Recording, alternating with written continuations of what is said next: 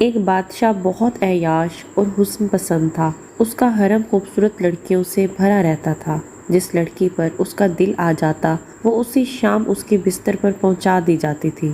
بادشاہ کا وزیر بہت سمجھدار اور مخلص آدمی تھا۔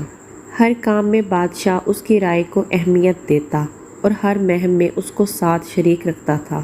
ایک دن محل میں دعوت عام چل رہی تھی۔ سب وزیر و مشیر اپنی بیگمات کے ساتھ تشریف لائے تھے کہ بادشاہ کی نظر وزیر کی بیوی پر پڑ گئی۔ اتنی حسین عورت تو اس کے حرم میں بھی نہیں تھی جتنی حسین اس کے وزیر کی بیوی تھی۔ حسب معمول بادشاہ کی رال ٹپک پڑی، لیکن مسئلہ یہ تھا کہ اس بار سامنے کوئی عام عورت نہیں بلکہ اس کے عزیز و وزیر کی بیوی اور اس کی عزت تھی۔ ساری رات وہ سو نہ سکا اور وزیر کی بیوی کے بارے میں سوچتا رہا۔ اس کو کوئی راستہ نظر نہیں آ رہا تھا۔ آخر کار اس کے دماغ نے ایک منصوبہ بنا لیا۔ صبح ہوئی تو بادشاہ نے وزیر کو دربار میں طلب کر لیا اور اس کو خط دے کر کہا کہ یہ خط فلاں ملک کے بادشاہ تک پہنچانا ہے، لیکن یہ خط تم خود لے کر جاؤ گے۔ اتنے خفیہ خط کے لیے تمہارے علاوہ میں کسی اور پر بھروسہ نہیں کر سکتا۔ وزیر نے ہمیشہ کی طرح بادشاہ سے کہا کہ حکم کی تعمیل ہوگی، آپ کا خط میں خود حفاظت سے پہنچا کر آؤں گا۔ اگلی صبح وہ سو کر اٹھا اور اپنی بیوی سے مل کر ایک لمبے سفر پر روانہ ہو گیا۔ بادشاہ کو جب اطمینان ہو گیا کہ وزیر سفر پر نکل چکا ہے تو وہ محل سے نکلا اور ٹہلتا ٹہلتا وزیر کے گھر جا پہنچا اور دروازے پر دستک دیے بغیر اندر داخل ہو گیا۔ وزیر کی بیوی نہا کر دھوپ میں بیٹھی بال خشک کر رہی تھی۔ بادشاہ سلامت کو اچانک دیکھ کر حیران ہوئی اور اٹھ کر بادشاہ کا استقبال کیا اور کہنے لگی کہ حضور کا اقبال بلند ہو، آج ہم غریبوں کے گھر آپ کیسے تشریف لے آئے؟ بادشاہ کہنے لگا کہ میں سیر کرتا کرتا ادھر کو آ نکلا تھا، سوچا کہ تم اپنے شوہر کے بنا گھر میں اکیلی ہوگی، تم سے پوچھ آؤں، کسی چیز کی ضرورت ہو اور خیال رکھنا میری ذمہ داری ہے۔ بادشاہ کی تواضع کی گئی۔ بادشاہ مطلب کی بات پر آ گیا، اس کے حسن کی تعریفیں شروع کر دیں اور کہنے لگا کہ تم جیسی حسین عورت میں نے آج تک نہیں دیکھی۔ وزیر کی بیوی سمجھدار تھی، اس کو پہلے ہی شک ہو گیا تھا کہ بادشاہ نے جان بوجھ کر میرے شوہر کو دور دراز کے ملک بھیجا ہے تاکہ اس کی غیر موجودگی میں مجھے اپنے جال میں پھنسا سکے۔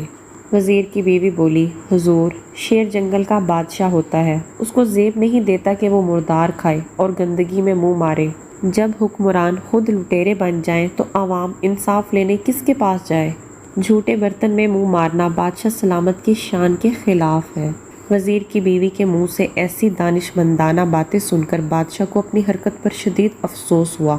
وہ اٹھا اور باہر نکل گیا۔ دوسری طرف وزیر جب تھوڑا آگے گیا تو اس کو یاد آیا کہ بادشاہ کا خط تو وہ گھر کے تکیے کے نیچے ہی بھول آیا ہے۔ اس نے گھوڑا واپس موڑا اور خط لینے گھر روانہ ہو گیا۔ وہ گھر کے قریب آیا تو اس نے عجیب منظر دیکھا۔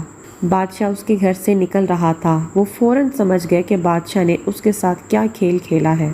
اس نے اپنی بیوی سے کہا کہ اپنا سامان اٹھا لے، میں تم کو تمہاری ماں کے گھر چھوڑ کر سفر پر نکلوں گا۔ چنانچہ وزیر نے بیوی کو اس کے گھر چھوڑا اور خط لے کر سفر پر روانہ ہو گیا۔ ایک مہینے بعد وزیر خط کا جواب لے کر واپس آ گیا اور معمول کے مطابق دربار میں اپنے فرائض سر انجام دینے لگا۔ مہینے گزر گئے لیکن وہ اپنی بیوی کو لینے سسرال نہیں گیا۔ اس کی نظر میں اس کی بیوی گنہگار تھی جس نے بادشاہ کے ساتھ برائی کی تھی۔ دوسری طرف بادشاہ کے علم میں یہ بات آ گئی تھی کہ وزیر نے اپنی بیوی سے علیحدگی اختیار رکھی ہوئی ہے۔ ایک دن بادشاہ نے وزیر کو طلب کیا اور پوچھا کہ معلوم ہوتا ہے تم نے بہت عرصے سے اپنی بیوی سے کوئی رابطہ نہیں کیا؟ وزیر نے کہا کہ بادشاہ سلامت، جب برتن جھوٹا ہو جائے اور کوئی دوسرا آپ کی غیر موجودگی میں اس کو استعمال کر لے تو اس برتن میں کھانا اچھا نہیں لگتا۔ بادشاہ فوراً بات کی تہہ تک پہنچ گیا کہ وزیر کو میری حرکت کا پتہ چل گیا ہوگا، اسی لیے اس نے اپنی بیوی کو گھر سے نکال دیا ہے۔ تو وہ وزیر سے کہنے لگا کہ کچھ برتن ایسے پاک ہوتے ہیں کہ ان کو کوئی چاہ کر بھی گندا نہیں کر سکتا۔ وہ لوگ اپنے مالک کی غیر موجودگی میں کسی غیر کے ہاتھوں اپنا دامن کبھی آلودہ نہیں کرتے، اس لیے ایسے لوگوں کے لیے دل میں کبھی غلط فہمی نہ رکھو۔